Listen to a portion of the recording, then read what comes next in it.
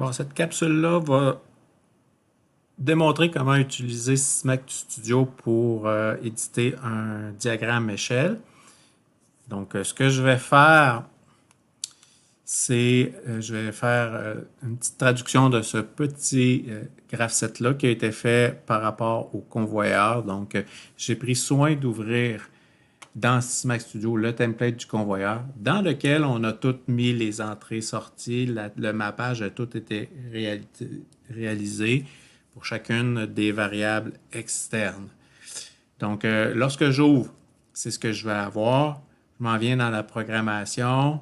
On va aller dans la section 0 du programme 0. On pourrait rajouter des sections si on voulait. On pourrait rajouter des programmes aussi. Donc, nous, on va fonctionner probablement juste avec une section et un programme pour la majorité de nos applications.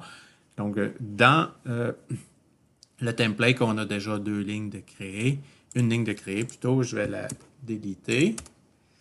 Donc, c'est ce que j'ai maintenant. Donc, je vais avoir une boîte à outils qui va me permettre de pouvoir rentrer des timers, etc.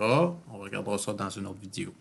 Pour le moment, j'ai un SP0 à établir. Donc, j'ai ici une étape initiale. Donc, ça me prend un bit de first scan ou un bit de first run pour pouvoir activer cette étape-là.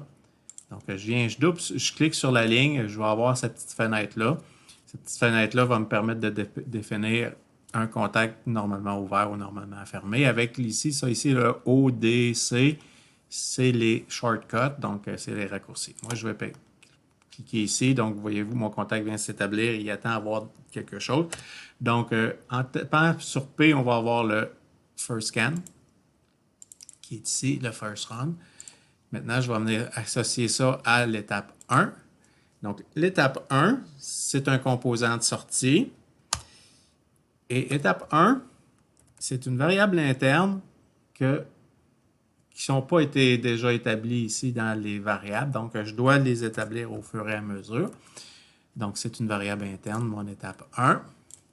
Maintenant, cette étape 1-là s'auto-maintient jusqu'à l'étape 2. Je vais créer l'auto-maintien. Deux façons de faire, celle que je vous propose. Venir draguer comme ça pour faire l'embranchement parallèle. Je vais mettre d'abord mon étape 1. L'étape 1, maintenant, lorsque je l'ai tapé ici, créé ici, je l'ai mis dans ma table de variables, fait que je peux l'utiliser. Ça va s'auto-maintenir jusqu'à l'étape 2. Étape 2, vous avez remarqué qu'il n'était pas là.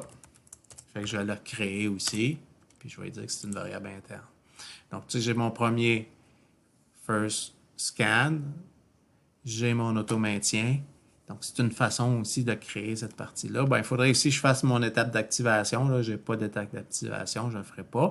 Maintenant, si je veux insérer une ligne en dessous, je viens cliquer sur le Shift 0, bouton de droite, insertion d'un échelon en dessous. Je vais créer cette partie-là. Je peux aussi, si vous venez ici, vous voyez que j'ai R pour c'est le raccourci, donc je pourrais me mettre ici, puis je pèse sur R. Puis en peinant sur R, je vais remplir, je vais mettre plusieurs échelons. Donc, maintenant, je vais faire l'étape 1 avec CA et le bouton vert. Donc, l'étape 1, variable interne, déjà faite. Étape 2, variable interne, je l'ai créée ici. Étape 2. CA, c'est mon contact A sur le convoyeur.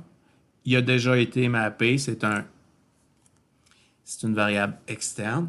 Donc, il est déjà défini. Voyez-vous, si je tape sur C, il m'apparaît tous les capteurs sur le convoyeur CA, CB, CC, etc. Je peux prendre CA. Et le bouton vert aussi, même affaire. Bouton vert.